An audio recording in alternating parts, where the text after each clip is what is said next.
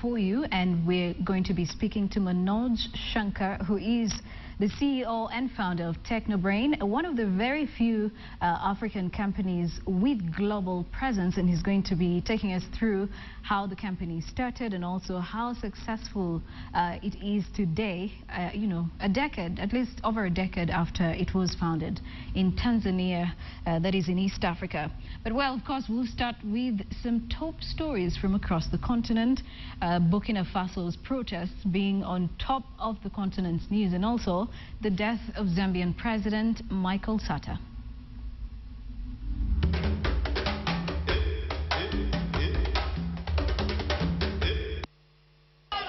Zambian President Michael Sata died at the age of 77 after receiving treatment for an undisclosed illness, though media reports indicate he died after sudden onset of heightened heart rate. President Sata, who was being treated in the UK, died in London's King Edward VII Hospital on Tuesday night. In acting president position or interim leader is 70-year-old Vice President Guy Scott, who recently stood in for the president at official events, but has never been appointed acting president in Sata's absence. Guy Scott, in his interim position, is the first white African president in sub-Saharan Africa since apartheid, and since his parents were not born in Zambia, it remains unclear if he can run for presidency expected in 90 days, as constitutionally in Zambia, a candidate's parents must be natives. A split has emerged within Burkina Faso's armed forces over who is leading the country following the resignation of President Blaise Compaoré after 27 years in power. The Presidential Guard's second-in-command, Colonel Isaac Zida, said he has assumed power as head of state. Earlier, Army Chief General Honoré Traoré said he had taken over. Crowds danced and cheered in the capital Ouagadougou after Blaise Compaoré's resignation was announced on Friday, just a day after protesters, angry at his attempt to amend the constitution and extend his 27-year hold on the presidency, set fire to parliament and government buildings. Burkina Faso has been protesting for the last 2.5 weeks over the leadership of Blaise Compaoré.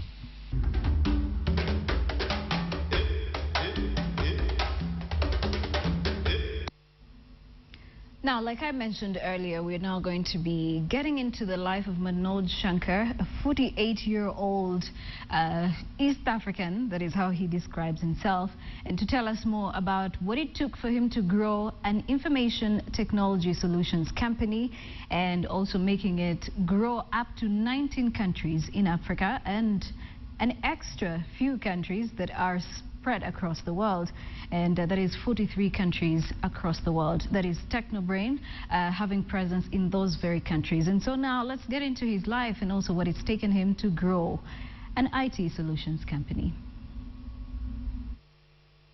I'm flabbergasted. When you build a company, you never think about an award.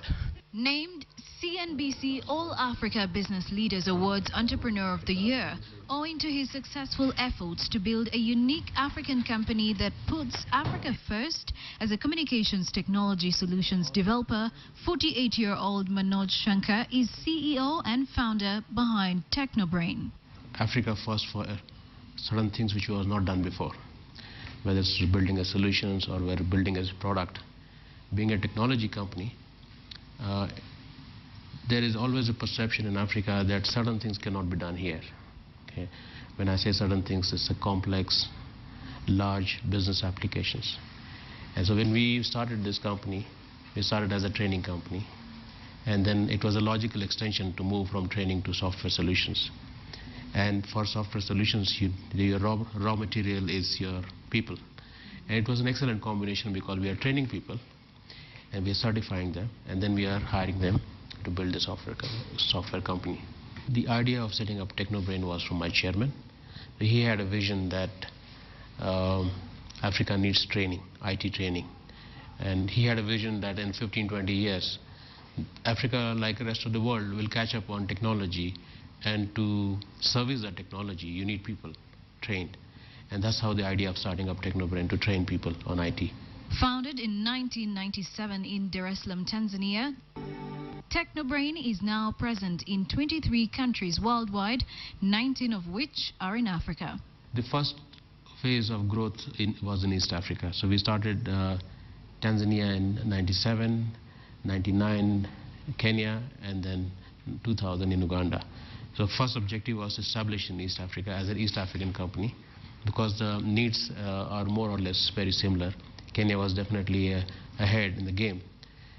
So 99 we started in Kenya, and then after establishing in East Africa, we started dreaming about a regional presence. Okay.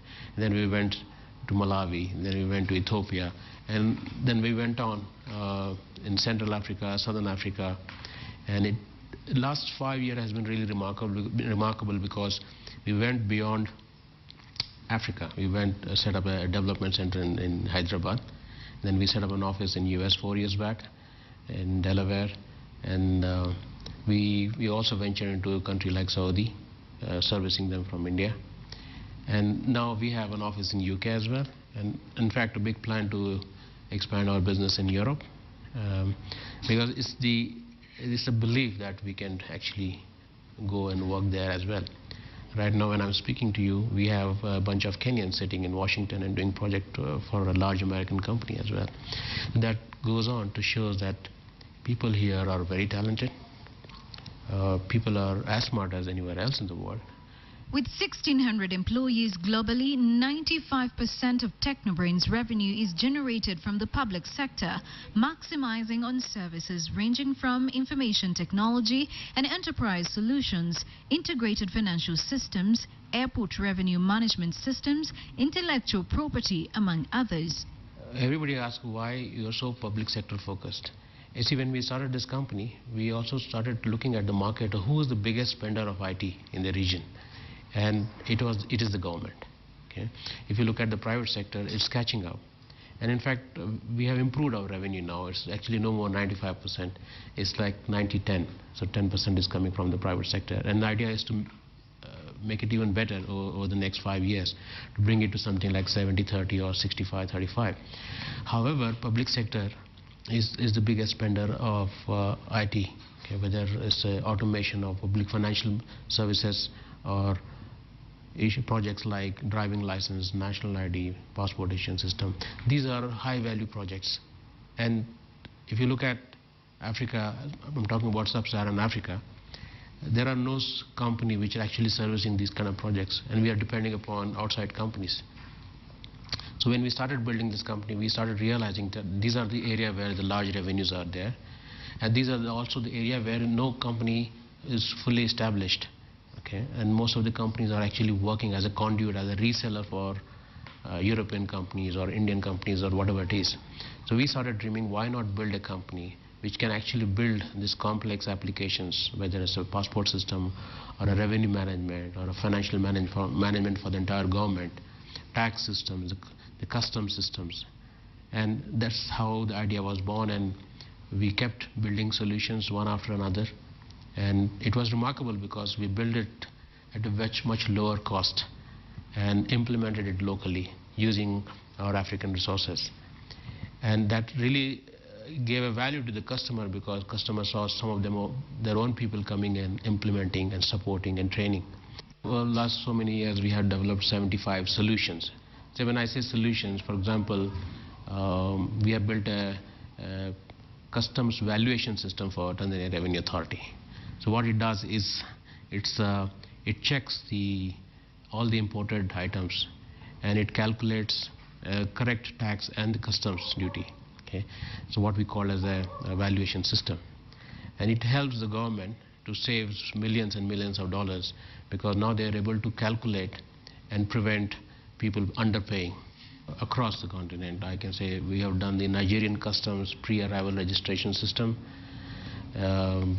We have also built their trade hub for the Nigerian customs.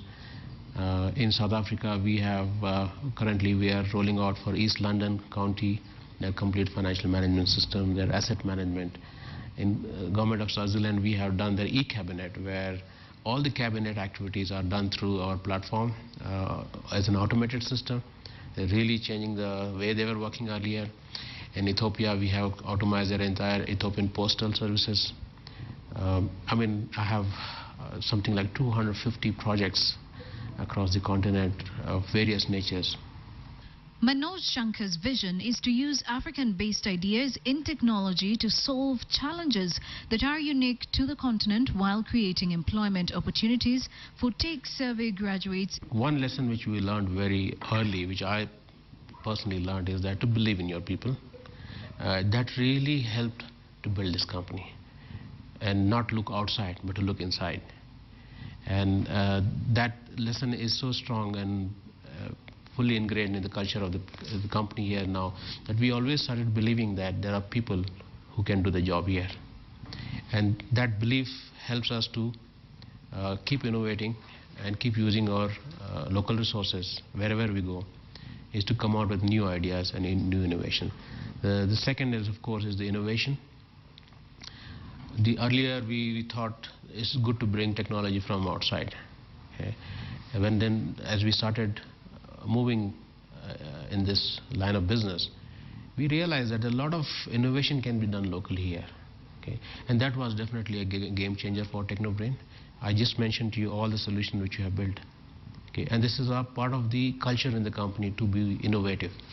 And I think I can say that's the single factor which is really driving and growing, making this company grow, is innovation. Africa needs African solutions. The company's global offices built to the tune of $1 million, an equivalent of 89 million shillings, have been stationed in Nairobi. Kenya is very well connected for us to service all the other countries in the continent. And second is, Kenya also has got I believe is one of the best skill sets in the region. A lot of programming talents here, a lot of new startup technology companies are being formed here. Many other companies are also headquartered here. The ideal place for a company like Technobrain.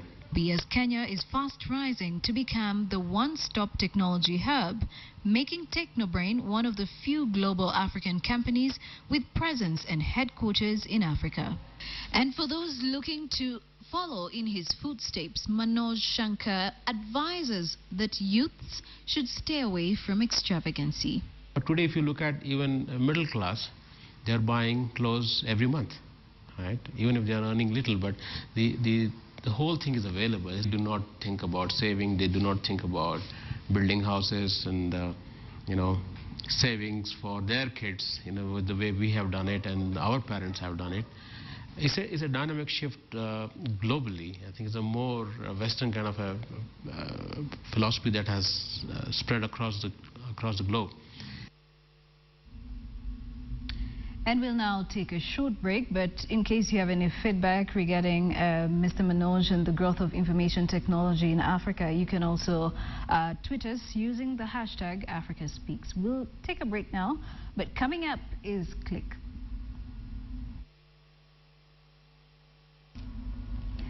Welcome back to Africa Speaks, and now we'll wind up with Click.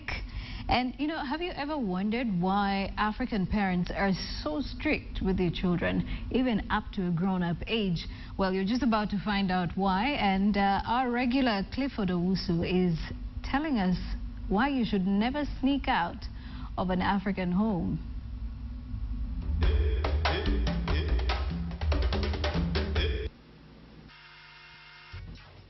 This was the exact moment my life started flashing before my eyes. Dad, can I please go to this party? Hey, Chris, I said no. You are not going to any party. Every day you want to go to party. Why? I haven't been to a party all year, Dad. Chris, you haven't been to any party this year. Last week, did you go to a party? That was a wedding. Oh, that was a wedding. Did you dance there? Yes, I did. That's a party. You have partied enough for the year. Nonsense. Every day you want to go to a party. All my friends are going to be at this party. Hey! What friends? Chris, you don't have friends, oh. The only friends you have in this life of yours is your mother and me. That's it. Because if you go out there and something happens to you, okay, you will call this house for me and your mother to come and rescue or save you. So don't tell me your friends are going to be there. You don't have friends there. You don't have, okay? The answer is no. If you had real friends, those friends will call and say, oh, Criff, let's go to church. Oh, Criff, let's go study. But no, Criff, party, party, party. Those are friends. Those are not friends. Okay? You don't know. Those are enemies. Those are your enemies. They want your downfall. You don't let me do anything in this house, Dad. Hey! We don't let you do anything in this house. Eh? Do you eat in this house? Yes, right? I allow you to eat. That's you doing something. Do you sleep here? You sleep in peace. That's me allowing you to do something. You do a lot in this house. You should be doing more. Right now, you should be in the bathroom cleaning. Dad, please. Please, can I please go to this party? Every day from last week, you have been asking me about this party. The answer is still no. Okay? I am like a TV without a remote. Okay? There is no changing me. Okay? So unless you are going to get up and come and force and change my mind, okay, the answer is no. Dad, please. Hey, Chris. You are now going to any party, okay? So shut your mouth. Okay, like that. You know what? I'm going to go take a shower. I'm going to go take a shower because the shower is the only thing that knows my pain in this house. Every day I'm crying in the shower because of you. Eh?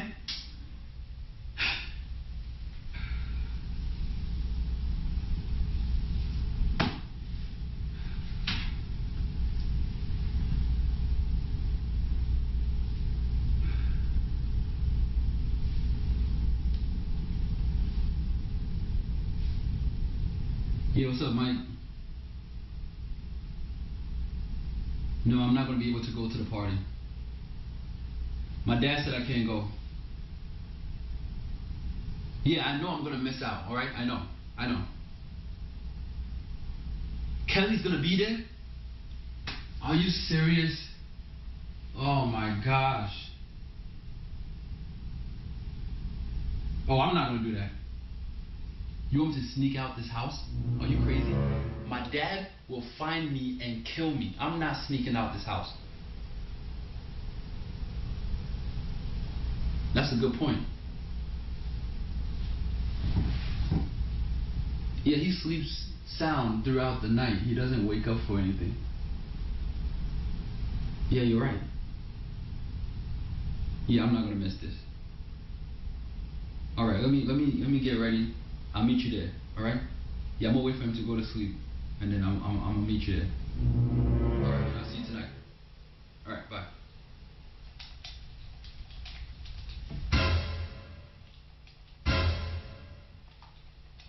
Criff, I thought for once I would come in here and maybe you were reading your Bible. But look at this, you are playing Nintendo. Anyways, I am going to sleep. But make sure you go to sleep early tonight.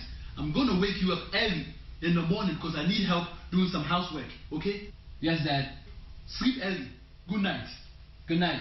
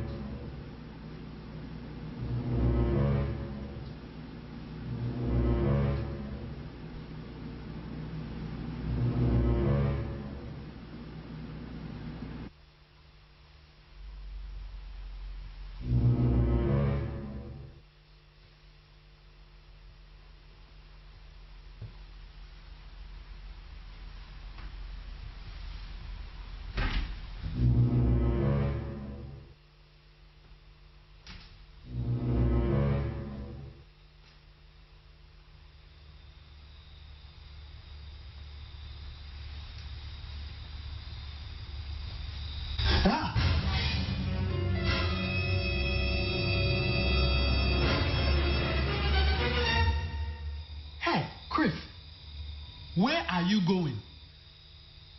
Didn't I tell you to go to sleep?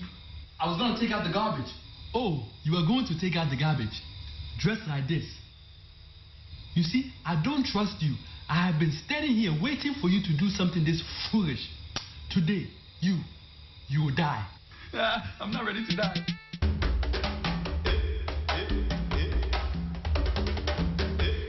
No matter what age you are, I'm sure you've been caught up in that situation where you've been told not to do something, and that is exactly what you do.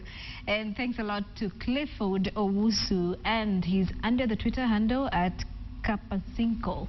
So you can definitely find him there and share ideas with him as well. He's so welcome to these ideas on what African families are all about and everything African. But thank you all for watching this edition of Africa Speaks. My name is Joy Doreen Bira. God bless.